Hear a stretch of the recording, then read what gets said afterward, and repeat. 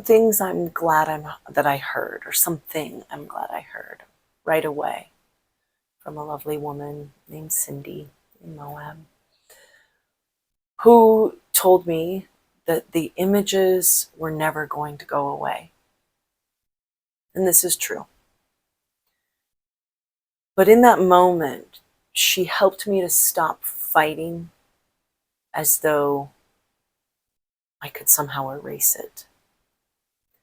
And believe me, there's nothing more that you want to do when you lose someone to suicide other than erase it, make it not happen.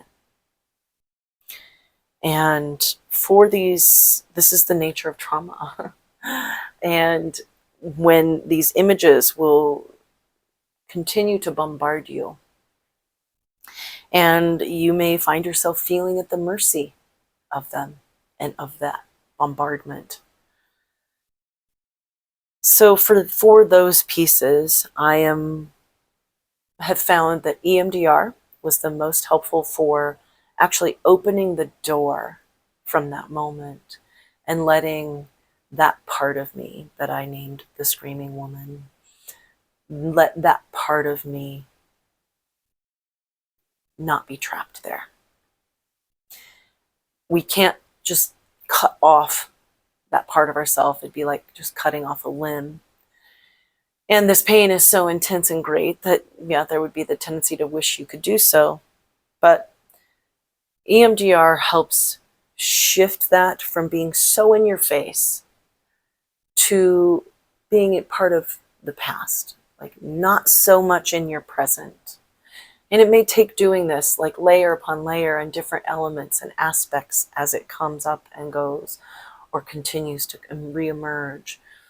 But EMDR really was extremely helpful for shifting that from being so in my face and a torment. Also, Spravato treatments also have radically helped dial down my PTSD, my depression, and my own suicidal ideation that has emerged, quickly emerged, as a result of this loss. It is a common experience, and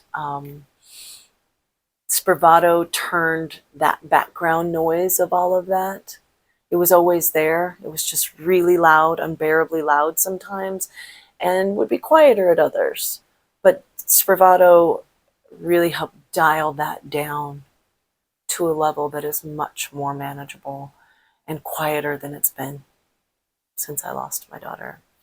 And I wish I had done it sooner. I truly question if it would have helped to have done it sooner in this process. So talk with your therapist, talk with a psych nurse who is educated about Spravato treatment and psychedelic treatments for the trauma that you are experiencing. And there's no end point, right? There's only restoration, recovery, and learning to manage and regulate. And I'm grateful that I had a friend recommend neurofeedback. That was helpful. The downside to that for me was it wasn't lasting. It's expensive. I would have had to keep doing it, and it was just not affordable for me to continue to do. So learning tools and practices that help us live with this trauma and manage it are critical and vital. Watch the basic info on living with surviving loss from suicide. But accepting you cannot change the past. All you can do is work with accepting what is, as awful as that is, and working to understand your nervous system, your vagus nerve, how to manage and how to listen to what is going on within you, how to notice when you're feeling distress, when you're moving out of the zone of safety, and how to interrupt that activation and how to restore, how to move yourself back into the calm of the ventral vagal and the safety of the ventral vagal.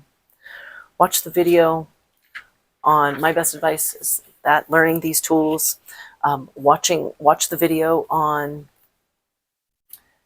the vagus nerve and on the nervous system, and watch the video on the science of trauma and grief. That explains a lot of things that you may be already experiencing or will be experiencing, and it will give you some insight as to which direction to go, right? Like how to approach it. Make tending yourself a priority. You have to commit to taking care of you and taking good care of you. This has to include therapy regularly, often. Medication may be needed. Don't rule that out. I ruled it out for a bit of time. Like, I had some medication I would use in emergencies, but I ruled out other meds, partly because I had tried them and I wasn't working with a psych nurse, and so it wasn't the right situation. But a psych nurse can help you really nuance and find the right combination of medications. You may have to take more than one. But just if you need to forever, that's okay. But even if you need to for now, just to get stabilized, just to get your bearings, just to get your feet underneath you again, consider it, but work with a psych nurse. But that's part of tending yourself well. And that learning about the vagus nerve, how to interrupt it, which tools will work, the way your brain likes to focus, which tools work to restore calm for you, that will help you to take the reins, right? So that you're not living at the mercy of your trauma, but you have the reins to that horse, and it's not just running wild with you, and that you can bring that horse back into calm, slow it down. Gives you the reins, which gives you some agency through this experience. And again, beware of toxic positivity, because it only hurts. You can't just wish this away. You can't just focus on positive things and not experience this process of this trauma and this grief. So beware of toxic positivity. Again, give time to others. Spending time with others really helps us continue to feel connected in the world and helps us feel like we matter and weaves us into life, especially when we're helping others. Don't let anyone tell you how to go through your process. You need to go through this in the way that works for you. And don't let anyone tell you what to believe about any purpose or meaning or reason for this happening. There is no justifying this happening. And when people tell us those things, it feels like it's justifying it, as though there's some greater purpose you don't know. So just don't let anyone tell you what to believe. You believe what works for you. And others don't have that right to do that. And nobody knows, so nobody's right. Find the people who can relate, because you're going through something that is so out of the norm.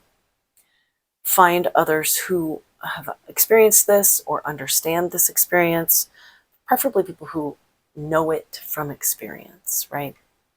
Who can relate, because it is different. So you can watch the video on how it's different from other grief to understand that a little more.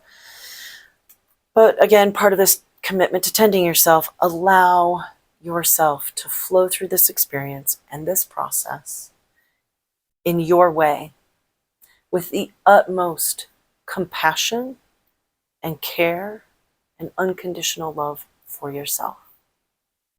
Do what feels right for you, and don't allow anyone to judge you for that.